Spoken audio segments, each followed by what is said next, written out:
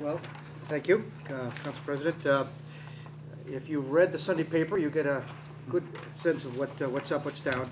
Uh, the meeting with RTA a week and a half ago offered a slimmed-down version of the original proposal, which excluded any medians, any of the aesthetic portions, and focused just on the transportation pieces. And the major elements of the transportation pieces were as follows. About a half a dozen revised bus stops. And in those bus stops, they would be lighted. They would have GPS information that would show the arrival time of the approaching buses, how many minutes out.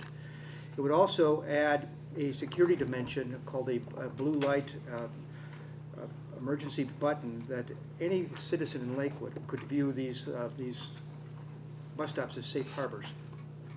Upon pushing this button, it begins to record both the audio and the video of what's going on in the bus stop. It immediately connects that bus stop to RTA Transit Police, who could then take appropriate action, which could include calling emergency squads, calling Lakewood Police if appropriate. But obviously enhances in a dramatic way the safety aspect of the bus stops. It also synchronizes the lights so that if in fact a bus is approaching an intersection and it's about to turn red and it knows the bus is 5 seconds away, it'll hold the light for 5 seconds, allow the bus to go through. The whole idea is to enhance the speed and basically the attractiveness of mass transit, so that a rider would have a better experience in terms of safety, a better experience in terms of reliability of knowing when the bus is going to arrive, and then in fact the capacity for the bus to travel a little faster than theoretically an automobile could. And the last dimension is basically peak hour only bus transit lane and curb lanes. That would be roughly a 2-hour rush hour period, only in the direction of rush hour that way, so obviously east in the morning, west at night. And in that bus lane would also be permitted bicycles. Now you could go into the bus lane to turn to the right as a person onto a side street. And the whole idea, again, is to enhance the attraction and speed of a bus.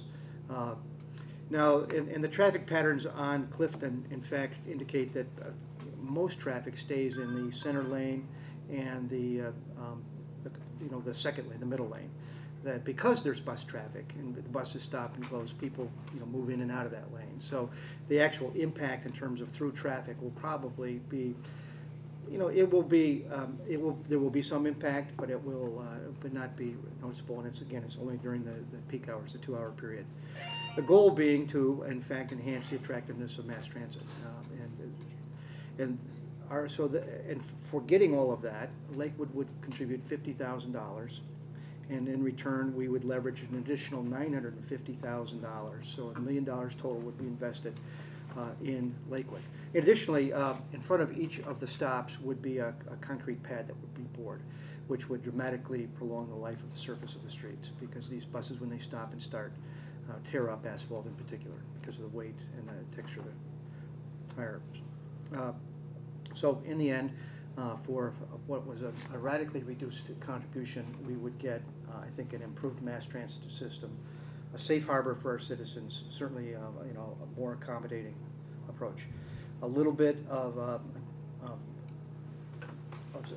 some dislocation because of the curb lanes, 2 hours one way, and on the basis of that, I felt it was appropriate for Lakewood to support this project. The project then, we wrote a letter to that effect. But the project has not been funded. It actually will be determined whether it's truly funded on or about April 12th by the Ohio Department of Transportation. So whether or not those things come about is unclear. Now, Cleveland will contribute $725,000. They will get a new surface on their portion of Clifton. They will consider adding medians in their section. And in fact, they will get the same enhanced transportation elements as well, bus lane only, new stops, security lighted bus stations, etc.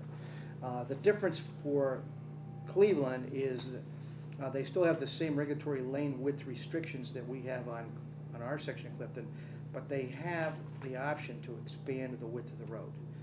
We did not see in any way that was an option for us. and it would only be necessary to expand it about a foot, I think, in their section. But that's their story.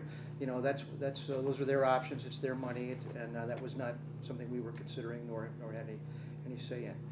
But I do know that that Cleveland was very, very interested in trying to get this project done for them. They felt it was very important to the experience of their section of Clifton.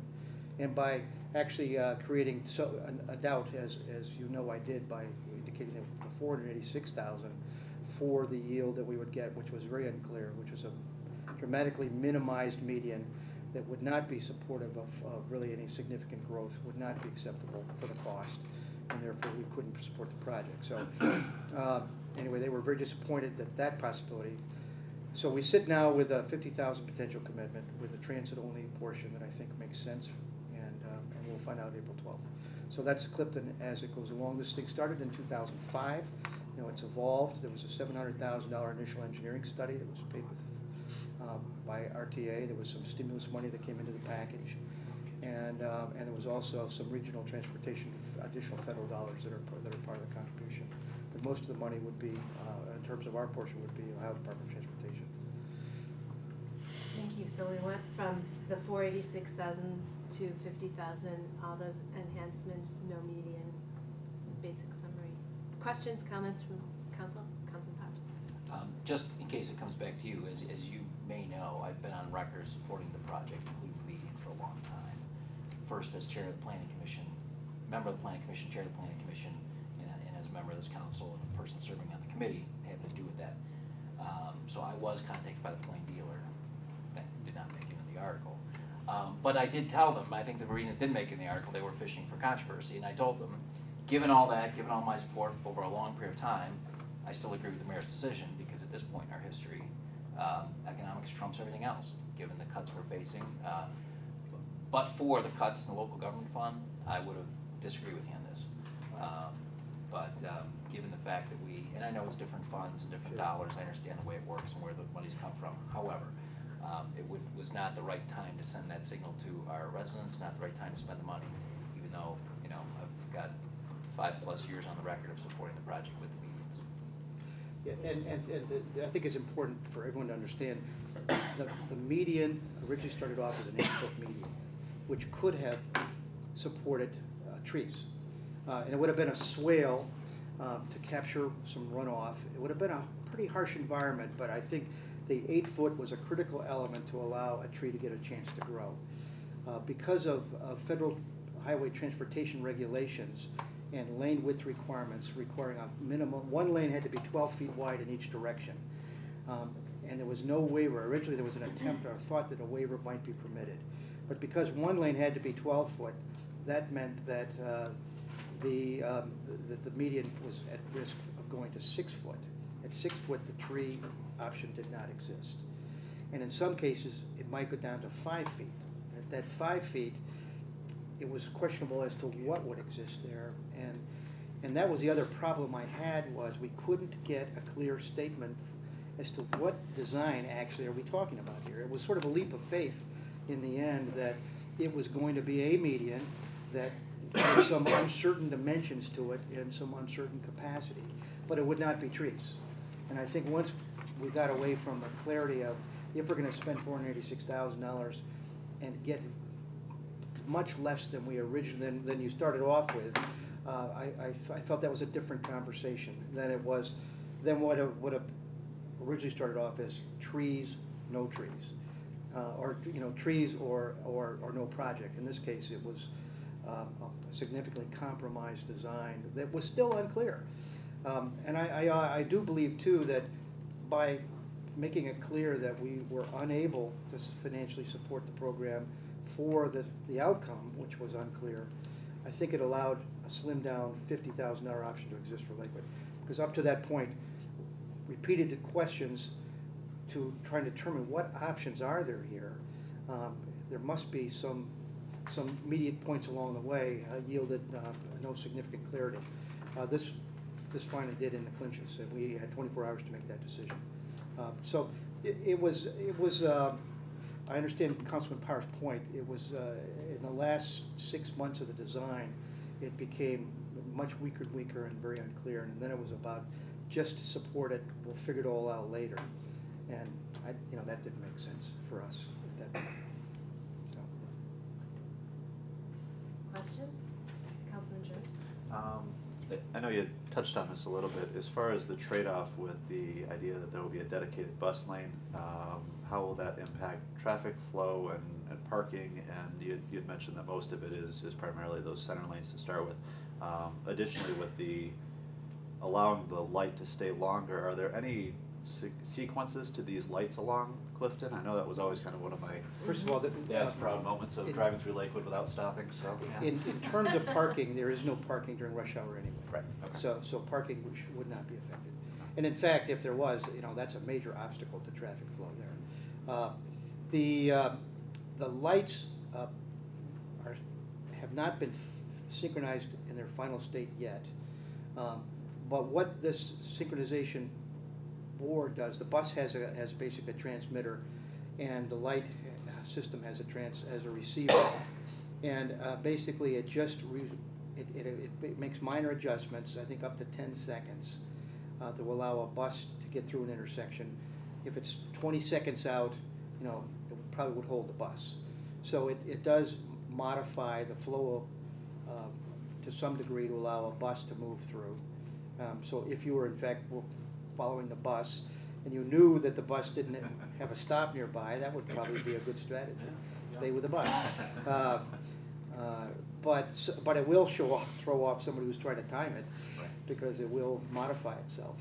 The whole key I've learned in public transit is you've got to create speed of public transit. You can't have an hour by bus and a half hour by car from Lakewood. It won't work. Nobody's going to take the product.